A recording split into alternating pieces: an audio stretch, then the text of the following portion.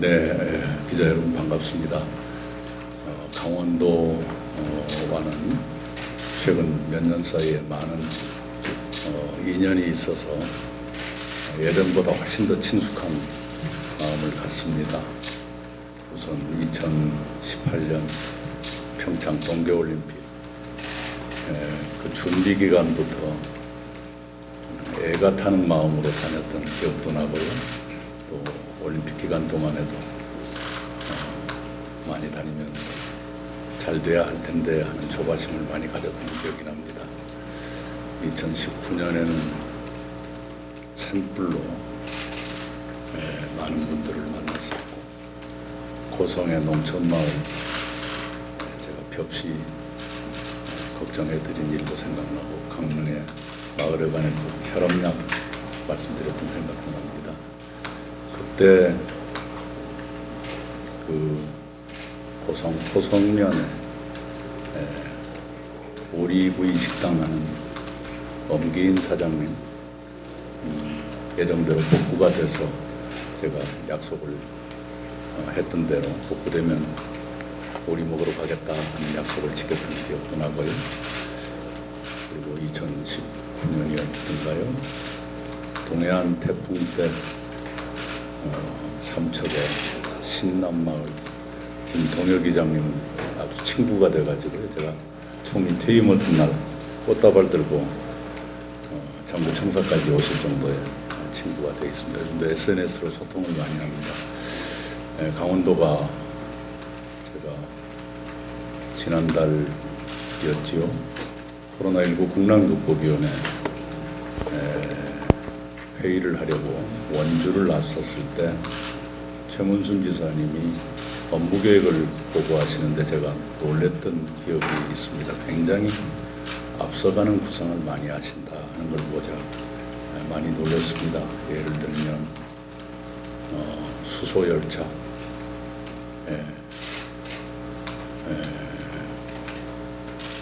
또 중화항체, 액화수소 이런 등등 굉장히 앞서가는 기획을 하시더라고요. 그리고 지금은 중앙정부와 당에서 내년도 예산안 최종 조정을 진행하고 있는 단계입니다. 강원도가 뭘 원하시는지 제가 대충은 알고 있습니다. 최대한 반영되도록 당에 부탁을 하겠습니다. 예를 들면 양양 원주공항의 시설 개선 문제, 2022년입니까? 산림 엑스포 준비를 위한 국비 지원의 확대, 2024년 동계 청소년 올림픽 지원 확대, 그리고 아까 제가 말씀드린 중화항체 사업 지원센터라든가 이런 것들이 잘 되도록 최대한 노력을 하겠습니다. 저는 이번에 국가적인 위기 앞에 저희 민주당도 저도 최선을 다해서 대처해야 한다는 책임감을 가지고 전당대회 대표 후보로 등록을 했습니다. 제가 여러분 아시는 것처럼 특별한 인간인 것은 아닙니다만 운 좋게도 총리로 일하고 또 국난극복위원회 위원장으로 일할 기회를 가졌고, 그런 기회를 통해서 재난과 재해에 대처하고 미래를 준비하는 경험을 많이 쌓았습니다. 그런 경험을 살리는 것이 지금의 국난극복에 도움이 되겠다 하는 판단을 했습니다. 강원도 산불이나 동해안 태풍은 말할 것도 없고, 2018년 메르스 인명피해 전혀 없게 나갔었고요. 분명 정은경 질병관리본부장님의 도움이 컸습니다. 조류 인플루엔자 2016년 겨울에 3,000만 마리를 살처분 했었습니다. 그러나 2년째 살처분이 전혀 없어졌지요. 아프리카 돼지열병도 세계가 주목할 만큼 빨리 안정화시킨 경험이 있습니다. 그것과 이번 것이 꼭 같은 것은 아니지만 위기에 대처할 때 어떻게 해야 한다는 것은 제가 체감하고 있다 이런 말씀을 드릴 수 있고요. 그리고 4.15 총선을 전후해서 4개월에 걸쳐서 국난극복위원회를 운영하면서 감염병의 확산 방지, 비상경제 대응, 그리고 교육과 코로나 이후의 산업 준비 등등을 함께 한 적이 있습니다. 특히 포스트 코로나 시대의 산업 준비는 우리 이광재 의원이 본부장으로서 아주 놀랄만한 식견과 상상력을 발휘해서 굉장히 풍부한 준비를 할 수 있게 됐습니다. 그런 것들이 향후 이번에 제가 전당대회에서 선택을 받게 된다면 국난 극복에 도움이 될 것이다 하는 기대를 가지고 후보로 나섰습니다. 많은 이해와 지원을 부탁드립니다. 지금 양강 후보는 의원하고 양강 후보로 가시다가 3파전을 경기에 치열했던 수가 있는데 어떤 전략을 가시는 건지 또 하나는 이제 수도권 규제 완화에 또 나오고 있고 그리고 강원도 지역에는 사실 풀 수밖에 없는 상황이에요. 왜냐하면 강원도의 경우에는 중복 규제까지 하실 경우에는 그 면적이 여의도 한 30배가 넘는 충분히 생각할 상황이어서 그리고 이 정부 들어서 지역 균형 발전에 계속 강조를 했는데 지역민들이 실질적으로 체감되는 게 없다. 전 정부에 대해서 나아진 게 없다. 그런 쓴소리도 나오고 있어요. 앞으로 강원 민심을 잡기 위해서 어떤 비전을 제시할 건지 말씀해 주세요. 예, 우선 전당대회는 몇 분이 나오시건 달라질 것은 없고요. 최선을 다해야지요.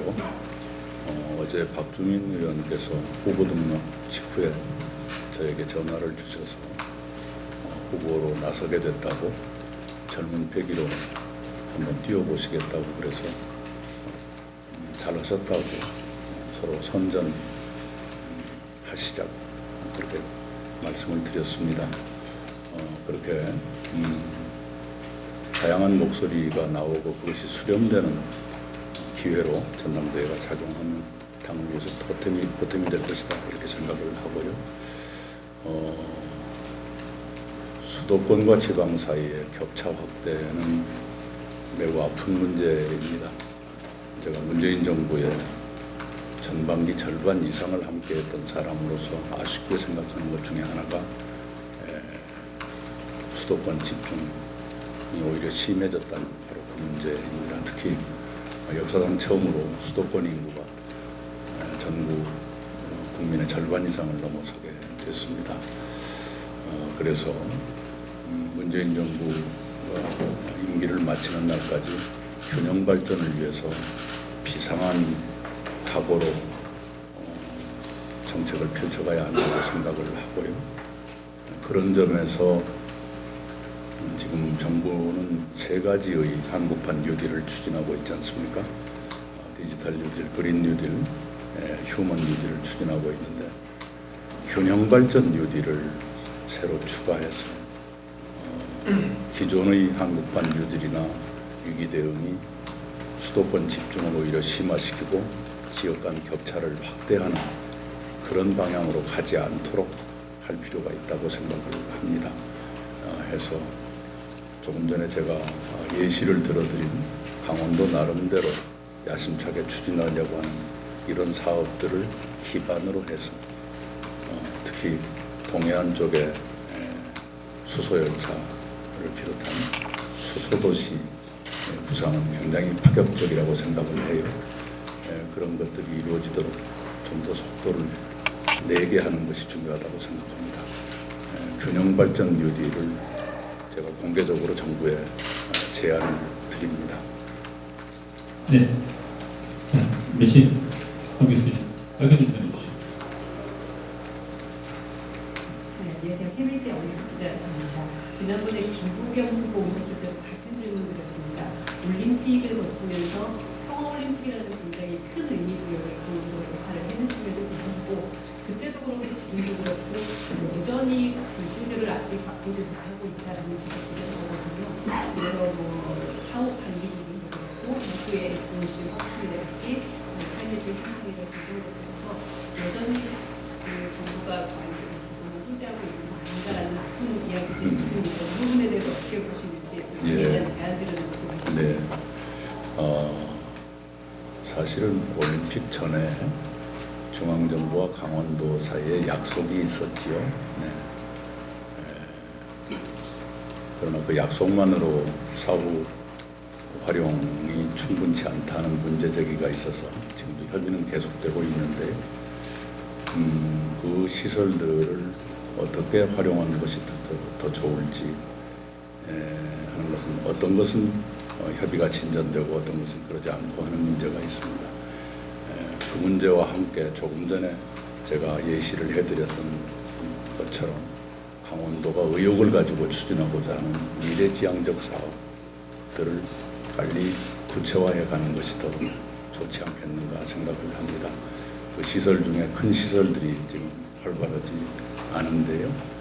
그것은 국내 경제 상황과도 연동이 돼 있을 겁니다. 그래서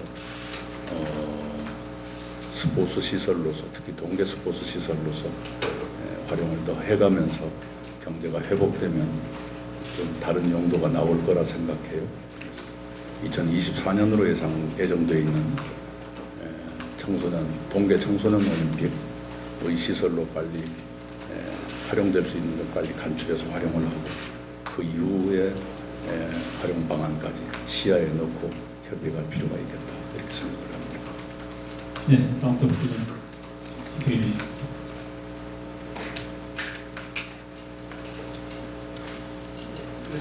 저희는 지원했습니다. 균형 발전 기준이 뜻이 제안하셨는데요. 한 이거 최근에 동네에서 보는 행동 스토리 부터 나오고 있습니다. 여러 방식으로 알고 있습니다. 저희 여기 지방에서 굉장히 관심이 있습니다.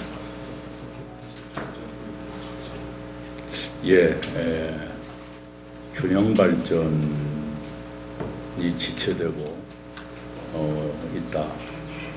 오히려 지역 격차가 커지고 있다는 것은 아까도 말씀드린 것처럼 문재인 정부로서 굉장히 아쉬운 말하자면 아픈 손가락입니다. 그래서 균형 발전의 엔진을 다시 강력하게 가동해야 한다고 생각을 합니다.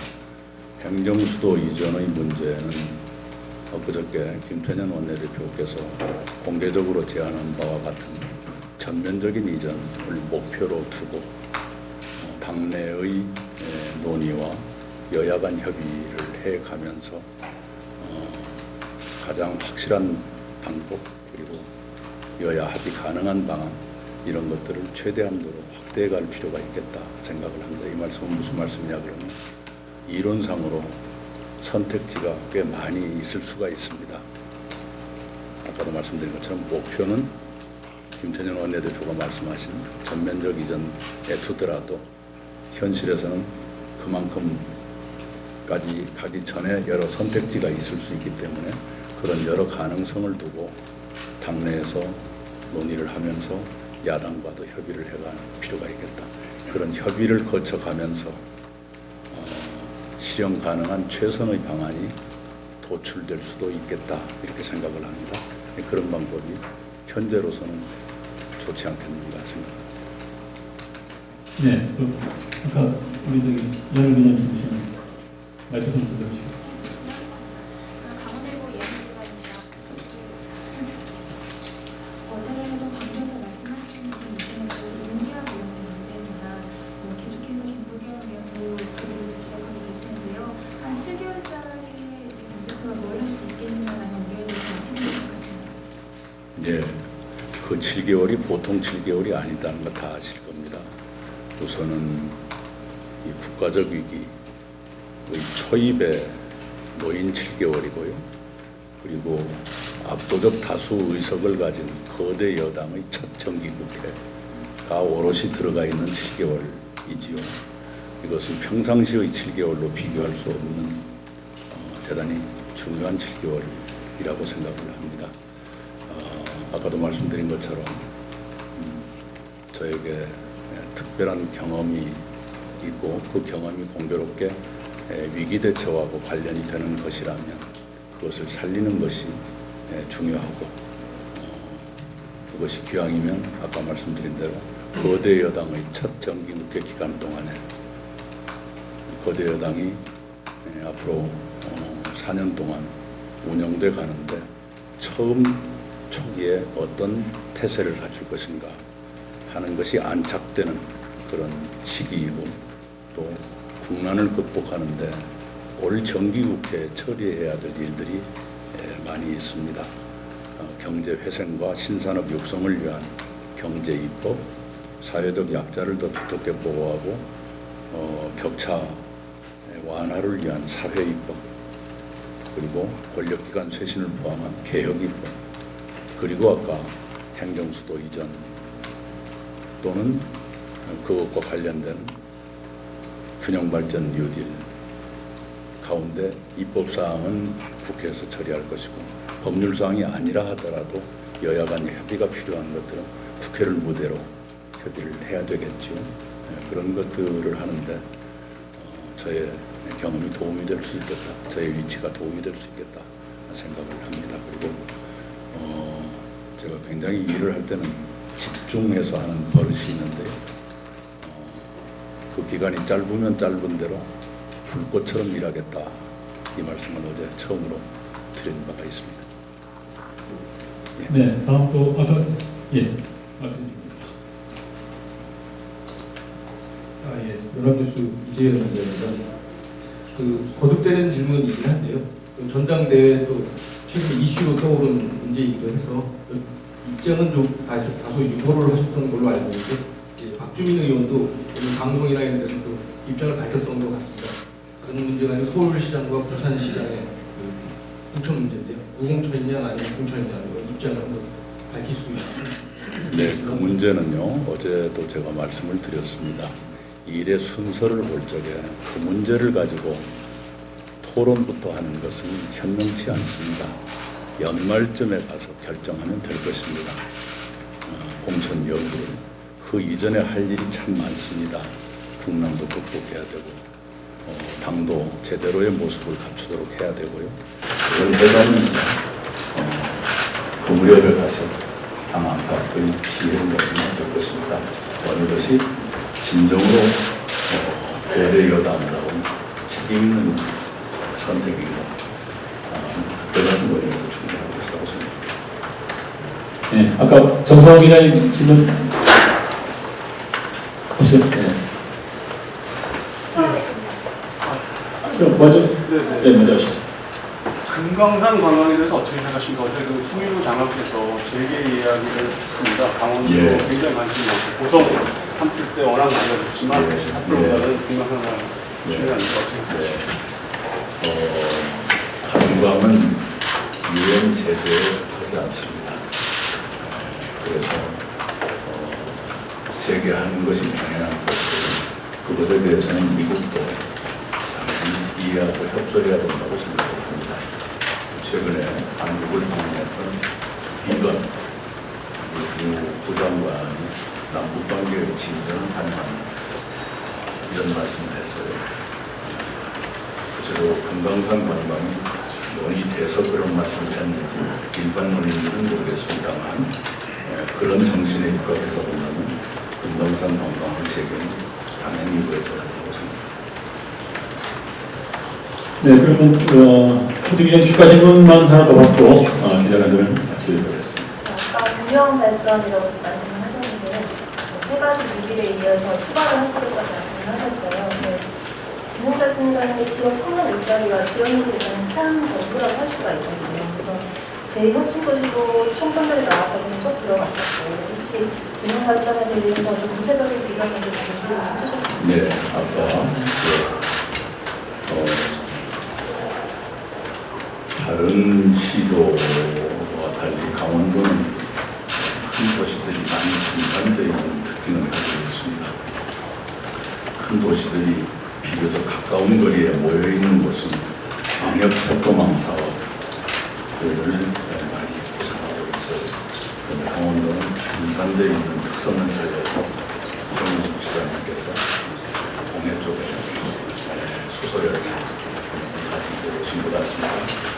그런 것도 포함될 수 있고요. 그리고 공공기관과 국가시설 지방자 이것이 필히 포함되어야 합니다. 그리고 기업들 가운데 지방으로 가겠다 하는 경우에는 법인세의 아주 대담한 감면 혜택을 줄 필요가 있다고 생각을 하죠. 해외에 나갔다가 국내로 돌아오는 그러니까 리쇼링 내버려두면 아마 결국은 수도권으로 가려고 할 겁니다. 그 중에서 나는 대담으로 가겠다. 또는 대형 소비지 근방보다는 생산지 근방으로 가는 것이 더 낫겠다 하는 기업들이 있을 수 있습니다. 예를 들면 긴 가공 공장을 수도권에서 운영하다가 전남으로 신안으로 옮긴 회사가 있어요. 그 사장님의 철학이 생산지 근방으로 가는 것이 제품의 이미지 제고에 더 도움이 되겠다. 그런데 실제로 그 사장님의 말씀은 맞았다였습니다.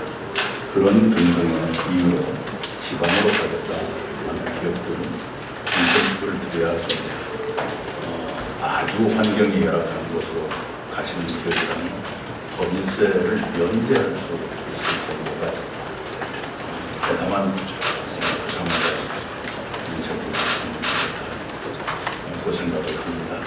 더 큰 지방이전도 생각할 수 있는데 실현 가능성을 봐가면서 발설하는 것이 좋겠다고 생각합니다. 제가 마음이 너무 앞서서 하면 실험을 잘할 수도 있기 때문에 그렇게까지는 한국 정부는 비교적 실현 가능성이 있어 보이는 것들을 열거하자면 그렇습니다.